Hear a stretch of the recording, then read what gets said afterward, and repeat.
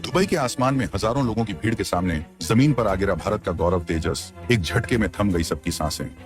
तेजस की नेगेटिव जी टर्न वाली वो खतरनाक बाजी जिसे जीत नहीं पाया हमारा जांबाज पायलट, आखिरी सेकंड तक लड़ी मौत से जंग। क्या इंजन ने दिया धोखा या कंट्रोल सिस्टम हुआ फेल? ब्लैक बॉक्स में कैद उस आखिरी चीख का सच हिला देगा आपके रोंगटे। दिया है दुबई का वो चमचमाता हुआ अल मखतूम एयरपोर्ट, दुनिया भर के कैमरे, हजारों की भीड़ और सबके बीच शान से सीना ताने खड़ा हमारा अपना स्वदेशी फाइटर जेट तेजस। सब कुछ बिल्कुल सही चल रहा था। दुनिया देख रही थी कि कैसे भारत का ये छोटा सा परिंदा आसमान में बड़े बड़े सूरमाओं की छुट्टी कर रहा, और अचानक वो हुआ जिसकी कल्पना भी किसी ने अपने बुरे से बुरे सपने में नहीं की थी। एक जोरदार धमाका, काले धुएं का गुब्बार और आसमान से जमीन की तरफ गिरता हुआ वो सपना जिसे हमने और आपने बरसों की मेहनत से सजाया था। वो कोई मामूली मशीन नहीं थी जो गिरी, वो 140 करोड़ हिंदुस्तानियों का भरोसा था जो उस वक्त दुबई की रेत पर बिखर गया। लेकिन असली कहानी सिर्फ इस क्रैश की नहीं है। असली कहानी उस जांबाज की है जो उस जलते हुए जहाज में आखिरी सांस तक बैठा रहा। आखिर क्यों इजेक्ट नहीं किया उस पायलट ने? क्या वो मशीन को बचाना चाहता था या फिर उस भीड़ को जिसके ऊपर मौत मंडरा रही थी? आखिर उस नेगेटिव जी टर्न में ऐसा क्या हुआ कि गुरुत्वाकर्षण भी हमारा दुश्मन बन गया? क्या हमारे स्वदेशी प्रोग्राम को किसी की नजर लग गई है? इन सारे तीखे सवालों के जवाब, उस 7 साल की मासूम बेटी के इंतजार का दर्द और ब्लैक बॉक्स की वो अनकही कहानी हम आपको आज के वीडियो में बताएंगे। घटना का आंखों देखा हाल और नेगेटिव जी टर्न। तो चलिए उस मनहूस घड़ी की सुई को थोड़ा पीछे ले चलते हैं और समझते हैं कि आखिर उस वक्त दुबई के आसमान में हुआ क्या था। तारीख थी और मौका था दुबई एयर शो का। ये वो मंच है जहां दुनिया भर के देश अपनी ताकत का प्रदर्शन करने आते हैं। हमारा तेजस मार्क 1 जो सिंगल इंजन वाला वेरिएंट है, रनवे से उड़ान भरता है। उसके इंजन की दहाड़ से पूरा एयरपोर्ट गूंज उठता है। पायलट सीट पर बैठे थे विंग कमांडर नमांश स्याल, एक ऐसे तपे हुए खिलाड़ी जिन्हें आसमान से बात करने की पुरानी आदत थी। शुरुआत में सब कुछ मक्खन की तरह चल रहा था।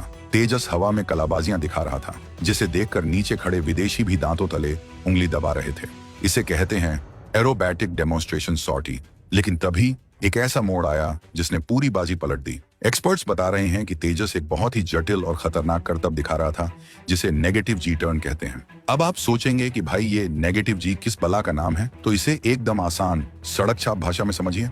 जब आप झूले में ऊपर से नीचे आते हैं तो पेट में गुदगुदी होती है ना, वो हल्का सा नेगेटिव जी है। लेकिन फाइटर जेट में ये उसका 100 गुना ज्यादा भयानक होता है। इस टर्न में पायलट को ऐसा लगता है जैसे कोई उसे सीट से उखाड़कर बाहर फेंकना चाहता है। सारा खून पैरों से सीधा दिमाग की तरफ भागता है। आंखों के सामने लाल अंधेरा छाने लगता है। ये वो स्थिति होती है जहां गुरुत्वाकर्षण यानी ग्रेविटी की दिशा उल्टी हो जाती है और जहाज तेजी से जमीन की तरफ खींचा चला आता है।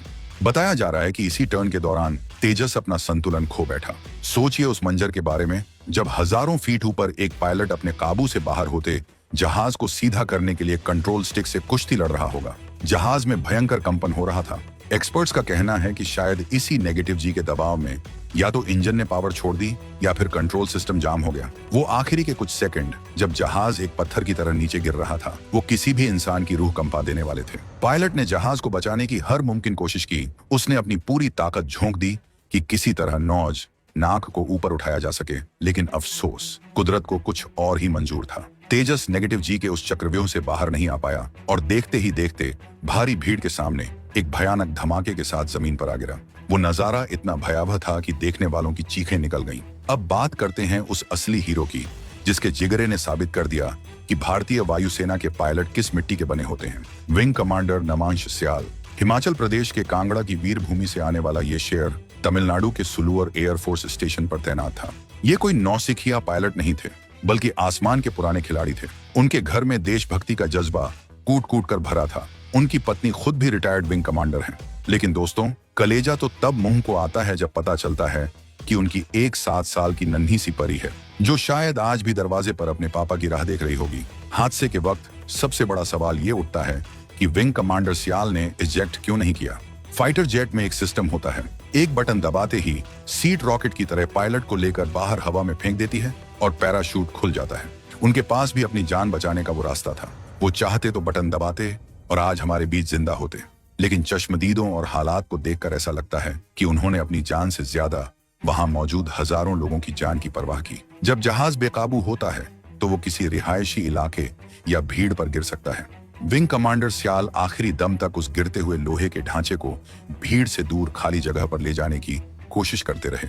इसे कहते हैं सर्वोच्च बलिदान। उन्होंने अपनी बेटी के सिर से पिता का साया हटा दिया ताकि वहां मौजूद किसी और के परिवार का चिराग न बुझे। ऐसे शूरवीरों को हमारा और आपका सलाम तो बनता है। उनकी ये शहादत बेकार नहीं जाएगी, लेकिन उनके न रहने से जो खालीपन आया है उसे शायद कोई मेडल या कोई सम्मान कभी नहीं भर पाएगा। तेजस प्रोजेक्ट पर सवाल और झटका। अब जरा कड़वी हकीकत पर भी नजर डाल लेते हैं। दुबई एयर शो भारत के लिए वाकई अशुभ साबित हुआ है। हम वहां तेजस को बेचने गए थे, दुनिया को ये दिखाने गए थे कि देखो भारत अब अमेरिका और रूस से कम नहीं है। लेकिन इस हादसे ने हमारे मेक इन इंडिया के सपने को एक जोरदार तमाचा मारा है। तेजस को हिंदुस्तान एरोनॉटिक्स लिमिटेड ने बनाया है और इसमें अमेरिका का GEF 404 टर्बोफैन इंजन लगा है। ये एक हल्का मल्टी रोल एयरक्राफ्ट है जिसे करीब 10 साल पहले ही वायुसेना में शामिल किया गया था। तब से लेकर अब तक ये दूसरी बार है जब हमारा ये लाडला फाइटर जेट जमीन पर ढेर हुआ है। याद कीजिए, अभी पिछले साल ही 12 मार्च को राजस्थान के जैसलमेर में भी एक तेजस क्रैश हुआ था, जब वो भारत शक्ति एक्सरसाइज से लौट रहा था। गनीमत थी कि तब पायलट बच गया था, लेकिन इस बार कहानी अलग है। इस बार दुनिया देख रही थी। इस हादसे से उन देशों के कान खड़े हो जाएंगे जो भारत से तेजस खरीदने की सोच रहे थे। हमारे दुश्मन, खासकर चीन और पाकिस्तान, इस मौके का फायदा उठाने में कोई कसर नहीं छोड़ेंगे।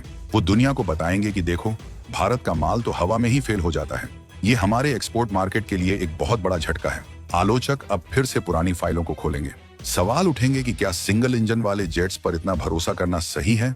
क्या हमारे मेंटेनेंस में कोई कमी रह गई, या फिर जिस अमेरिकन इंजन पर हम इतना इतराते हैं उसी ने ऐन मौके पर दगा दे दिया?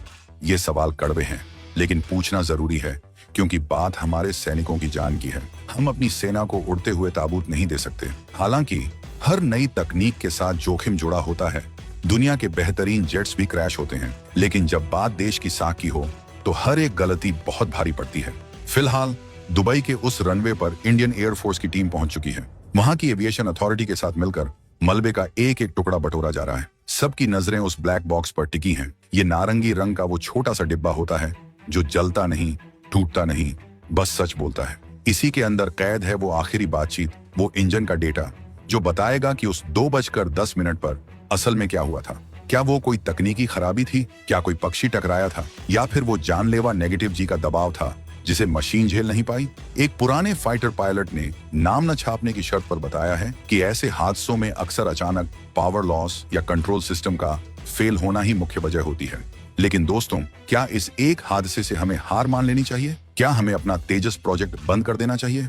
बिल्कुल नहीं। गिरते हैं शहसवार ही मैदान जंग में। अमेरिका के F-16 हो या रूस के मिग, इतिहास गवाह है कि शुरुआत में सब गिरे हैं, सबने मुंह की खाई है। लेकिन महान वही बनता है जो गिरकर फिर खड़ा हो जाए। ये वक्त मातम का जरूर है, लेकिन हताशा का नहीं। हमारे वैज्ञानिकों और इंजीनियरों को इस गलती से सीखना होगा, इसे सुधारना होगा और तेजस को इतना मजबूत बनाना होगा कि भविष्य में कोई भी नेगेटिव जी उसे झुका ना सके।